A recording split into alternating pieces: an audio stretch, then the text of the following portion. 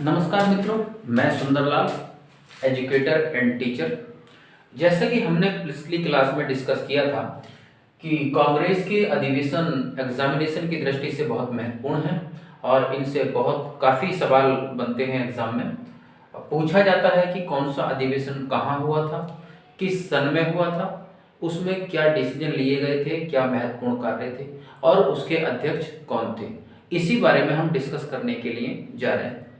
We are going to discuss Congress अधिवेशन। चलिए discuss करते हैं और समझते हैं कि कौन सा शहर कहाँ स्थित है, कौन सा स्थान कहाँ स्थित है, कहाँ वो अधिवेशन आयोजित किया गया था। तो हम स्टार्ट करेंगे सबसे पहले 12वें अधिवेशन से। 12वें अधिवेशन की अपनी विशेषताएं हैं। 12वां देखिए, ये कलकत्ता है और कलकत्ता जो है ये वेस्ट बंगाल की राजधानी है। तो कलकत्ता यहाँ ये पूरा जो है पूर्वी तट कहलाता है। पूर्वी तट यानी कि ये जो पूर्वी तट है ये बंगाल की खाड़ी, ये सब बंगाल की खाड़ी गिनी जाती है। तो यहाँ पे है कलकत्ता। तो कलकत्ता में काफ़ी अधिवेशन हुए हैं और बड़े महत्वपूर्ण अधिवेशन हैं। जैसे कि 12वां अधिवेशन है, यहाँ से क्वेश्चन बनना निश्चित ही है। आए दिन एग्जाम की दृष्टि से क्वेश्चन बनता ही रहता है। आप पीसीएस ले लीजिए, आईएएस ले लीजिए, छोटी परीक्षाएं ले लीजिए, एसएससी 10+2 ले लीजिए, सीजीएल ले लीजिए, पुलिस की कोई वैकेंसी ले लीजिए, रेलवे की कोई वैकेंसी ले लीजिए या बैंक की कोई वैकेंसी ले लीजिए, अदर स्टेट कोई भी वैकेंसी ले लीजिए, स्टेट की या जो है सेंट्रल की, यहाँ से क्वेश्चन बनते हैं और बहुत महत्वपूर्ण भी है। तो सबसे पहले हम डिस्कस करेंगे कलकत्ता। 12वां अधिवेशन 1896 में कलकत्ता में हुआ था। तो 12वां अधिवेशन 1896 में कलकत्ता में हुआ था। इसमें मुख्य बात यह है कि इसके अध्यक्ष जो थे रहीमतुल्लाह सयानी थे। इसके अगर हम अध्यक्ष की बात करें, इसके अध्यक्ष की बात करें तो इसके अध्यक्ष थे रहीमतुल्लाह सयानी। इसके अध्यक्ष थे रहीमतुल्लाह सयानी। पूछा जाता है, ये महत्वपूर्ण इसलिए है कि इस अधिवेशन में पहली बार वंदे मातरम गाया गया। तो इस अधिवेशन में पहली बार वंदे मातरम गाया गया। पहली बार वंदे मातरम गाया गया। और किसने गाया था? बंकिम चंद्र चटर्जी। इसके लेखक बंकिम चंद्र चटर्जी हैं। तो पहली बार वंदे मातरम गाया गया, इसके लेखक है Bankim Chandra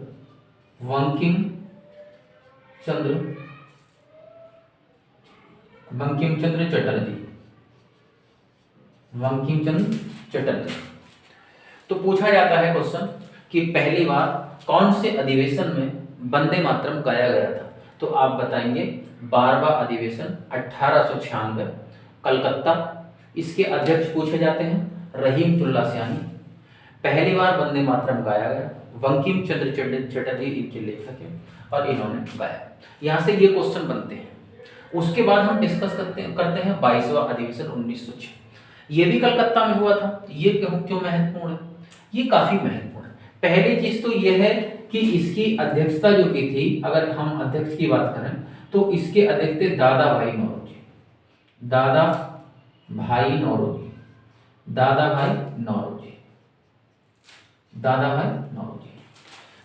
Naoroji old man of India कहलाते हैं। वयोवृद्ध व्यक्ति भारत के हैं और बहुत काबिल, बहुत पढ़े लिखे थे और ब्रिटिश पार्लियामेंट में ये मेंबर भी थे। और इन्होंने ड्रेन पॉलिसी का मुद्दा उठाया। भारत की जो आर्थिक व्यवस्था खराब हो रही थी, भारत का धन लूट करके अंग्रेज जो लेके जा रहे थे, उस पर इन्होंने आवाज उठाई ब्रिटिश पार्लियामेंट में। तो इसलिए भी इम्पोर्टेंट हो जाता है। दूसरी चीज 1906 का इस इम्पोर्टेंट तो है इसलिए, और 1906 के वक्त ही एक पार्टी गठित हुई थी, मुस्लिम लीग। तो इसी वक्त एक पार्टी गठित हुई थी, मुस्लिम लीग की स्थापना भी ढाका में, कहाँ हुई थी? ढाका में। इसी अधिवेशन के वक्त जो है हुई थी। और दादा भाई नौरोजी ने अपनी राजनीति में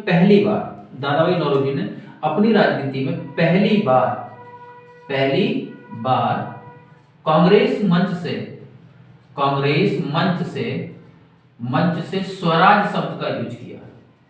तो अगर आपसे प्रश्न यह पूछा जाता है कि दादा भाई नौरोजी ने कांग्रेस के मंच से पहली बार स्वराज शब्द कब प्रयोग किया था, तो आप कहेंगे 1906 22वां अधिवेशन कलकत्ता में हुआ था। और जो है पहली बार कांग्रेस के मंच से स्वराज शब्द इन्होंने यूज किया था। तो कलकत्ता यहाँ स्थित है, आप देखेंगे बंगाल है, यहाँ पूरा क्षेत्रीय बंगाल होता है, तो इसकी राजधानी भी है कलकत्ता बंगाल की।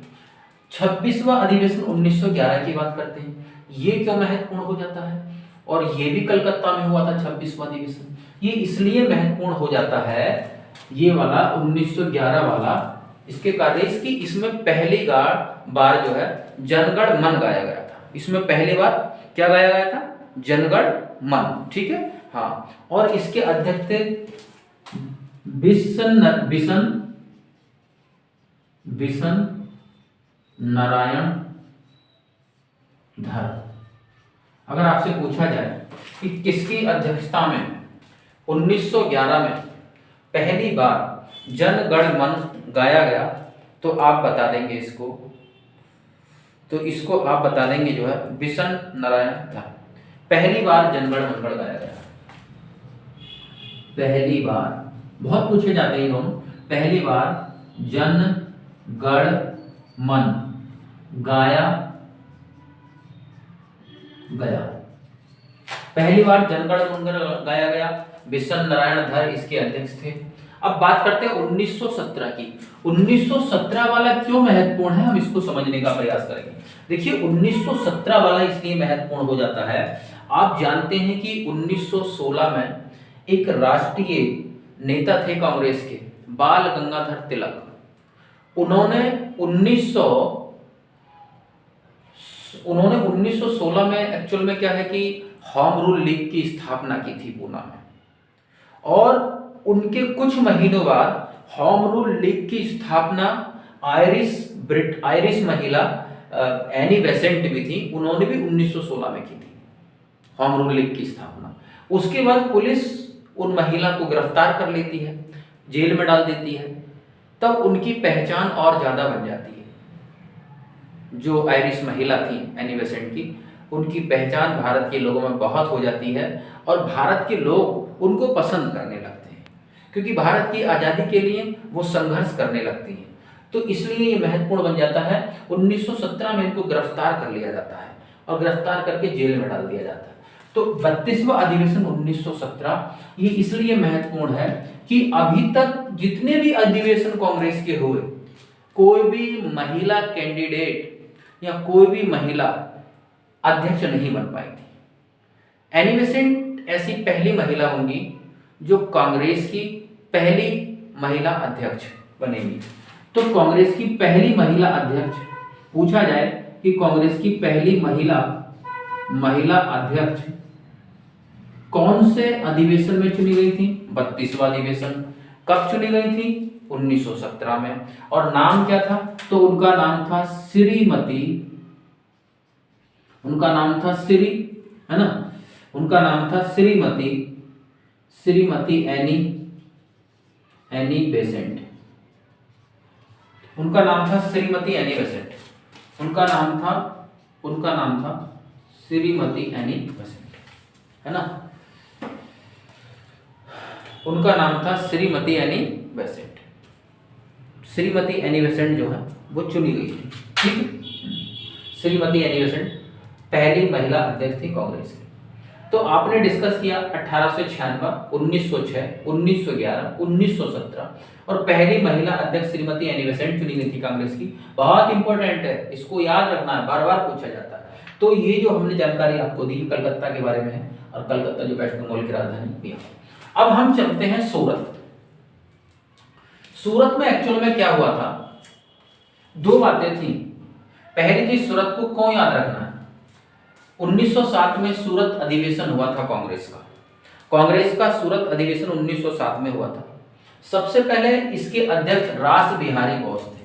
तो अगर इसके अध्यक्ष पूछे जाएं आपसे, तो आप लिखेंगे रास बिहारी बोस। लेकिन ये जो अधिवेशन था कांग्रेस का, ये असफल रहा। असफल रहने के रीजन भी हैं। वो रीजन ये है कि इस सूरत अधिवेशन में स्वदेशी आंदोलन को लेकर के और स्वराज शब्द की व्याख्या को लेकर के मतभेद हो गया था, और इसी मतभेद के बीच कांग्रेस के दो गुट बन गए थे, एक गरम दल और एक नरम दल। इसीलिए ये सूरत अधिवेशन असफल रहा। तो यहाँ पे प्रश्न पूछा जाता है कि कौन से अधिवेशन में कांग्रेस में फूट पड़ गई थी, तो वो है सूरत अधिवेशन 1907 में, है ना। तो कांग्रेस का विखंडन, तो यहाँ पे लिखेंगे कांग्रेस का विखंडन हो गया था।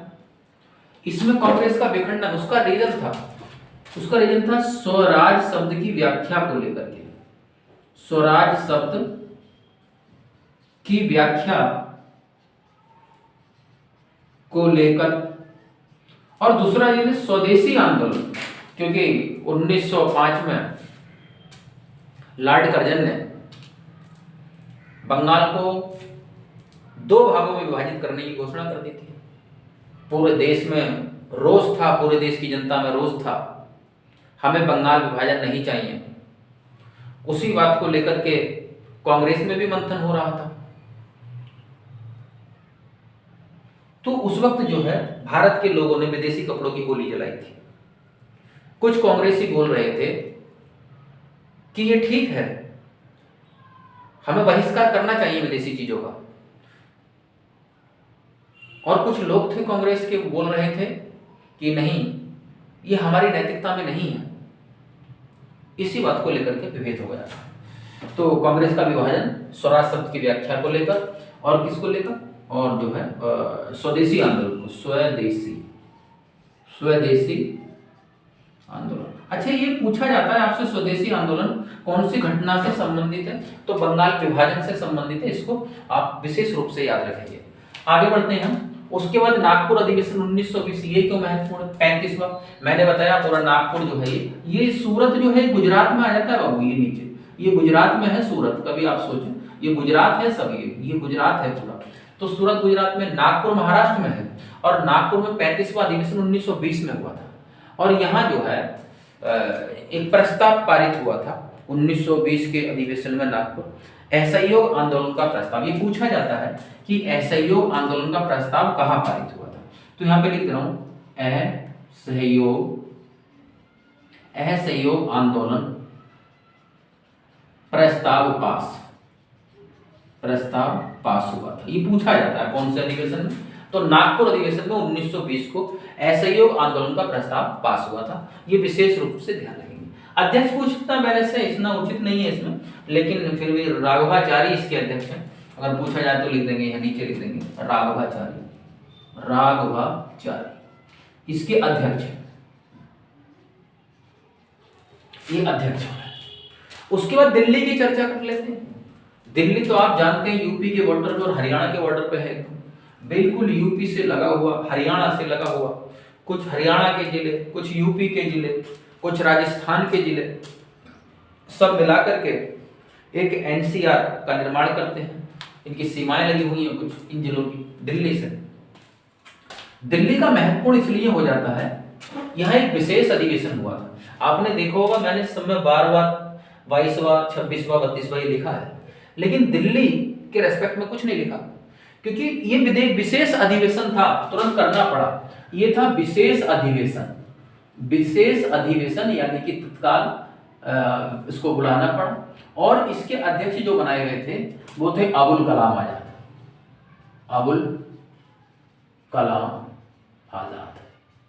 तो अबुल कलाम आजाद से क्वेश्चन पूछा जाता है, आपसे पूछा जाता है कि अबुल कलाम आजाद को कौन से अधिवेशन में अध्यक्ष बनाया गया था।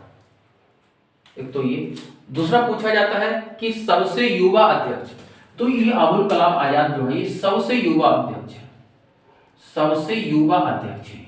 ये क्वेश्चन पूछा जाता है, सबसे युवा अध्यक्ष कौन थे कांग्रेस के, तो आप लगाएंगे अबुल कलाम आजाद। अच्छा, एक चीज और, सबसे लंबे समय तक रहने वाले,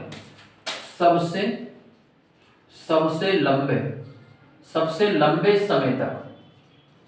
लंबे समय तक रहने वाले व्यक्ति अध्यक्ष पद पर,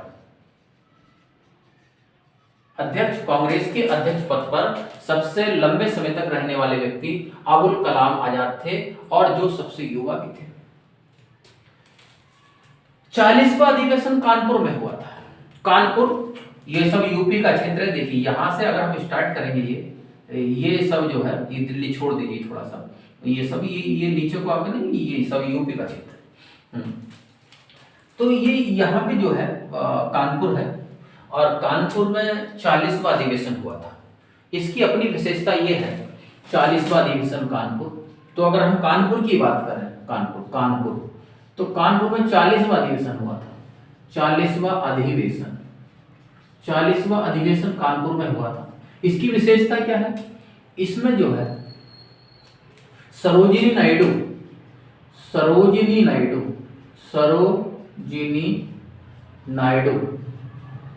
नायडू को अध्यक्ष बनाया गया था, जो पहली भारतीय महिला अध्यक्ष थी। पहली भारतीय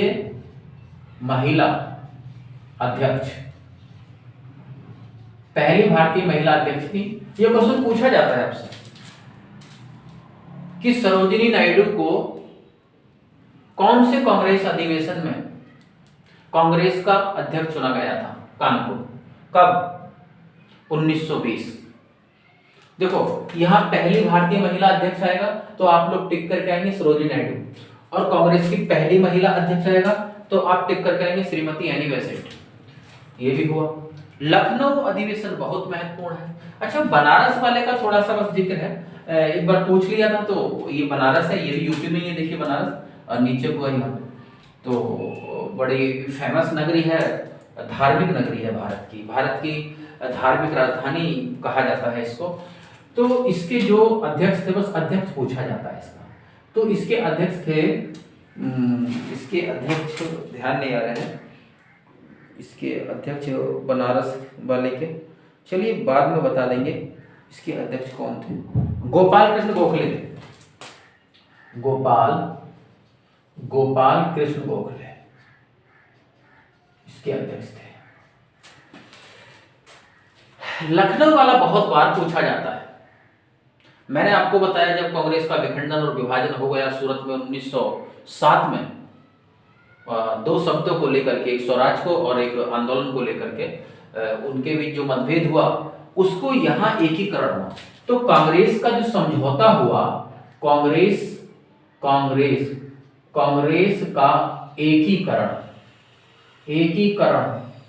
का एकीकरण और प्लस जो कांग्रेस दो भागों में बट गई थी, वो दोनों एक साथ मिल गई आकर के 1916 में लखनऊ अधिवेशन में, है ना, लखनऊ अधिवेशन में मिल गई, कांग्रेस का एकीकरण हुआ। और साथ में आपकी जो है मुस्लिम लीग भी साथ हो कि भाई ऐसा है, भारत को आजाद करने की लड़ाई हम साथ में मिलकर के लड़ेंगे। और मालूम है किसके प्रयासों से हुआ था? ये एनी बेसेंट के प्रयासों से और लोकमान्य बाल गंगाधर तिलक के प्रयासों से इनको एक किया गया कि भाई आजादी सबको पानी है, हम लोग अगर इस प्रकार से आपस में फूट डालते रहेंगे तो इस फूट का फायदा अंग्रेज लोग उठाते रहेंगे और वो हमारे भारत को कभी आजाद नहीं करेंगे। अगर हम ऐसे ही लड़ते रहे तो हम कुछ नहीं कर पाएंगे, धीरे धीरे हम समाप्त हो जाएंगे और ये देश हमारे हाथों से पूरी तरीके से निकल जाएगा। तो ये हुआ। तो हमने ये डिस्कस करा, एक बार फिर देख लेते हैं। सूरत क्यों ध्यान रखना है? सूरत गुजरात में है, यहाँ है, अरब सागर के तट पर है सूरत, है ना। तो 23वां अधिवेशन 1907 में हुआ। इसमें रासबिहारी बोस ने इसकी अध्यक्षता की थी। कांग्रेस का विखंडन हुआ, स्वराज शब्द की व्याख्या को लेकर, स्वदेशी आंदोलन को लेकर इसमें जो है फूट पड़ गई थी कांग्रेस में। दिल्ली में विशेष अधिवेशन हुआ, अबुल कलाम आजाद सबसे युवा अध्यक्ष बनाए गए, सबसे लंबे समय तक रहने वाले अध्यक्ष भी यही हैं।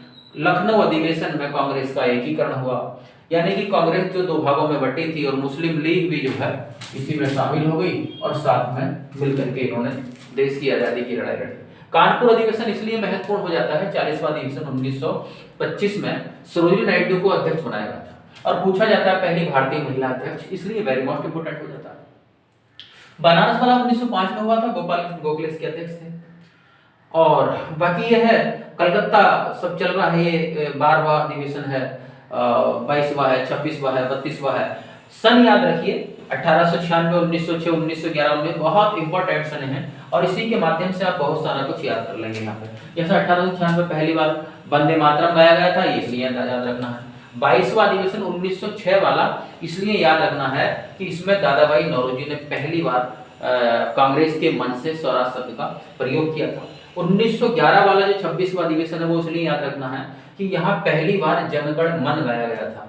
उसके बाद 32वां 1917 पहली महिला अध्यक्ष श्रीमती एनी बेसेंट बनी थी। इस प्रकार से ये आपकी ऐसा ये आंदोलन प्रस्ताव पास 1920 नागपुर। तो इस प्रकार से ये नागपुर है, ये महाराष्ट्र में है। कानपुर, लखनऊ और बनारस ये यूपी में है। ये बनारस, लखनऊ, कानपुर और कलकत्ता यहाँ है। तो इस सबको याद करिए। बाकी जिसने भी हमारे कांग्रेस के अधिवेशन बचे हैं उसे नेक्स्ट लेक्चर में हम लोग करेंगे। धन्यवाद।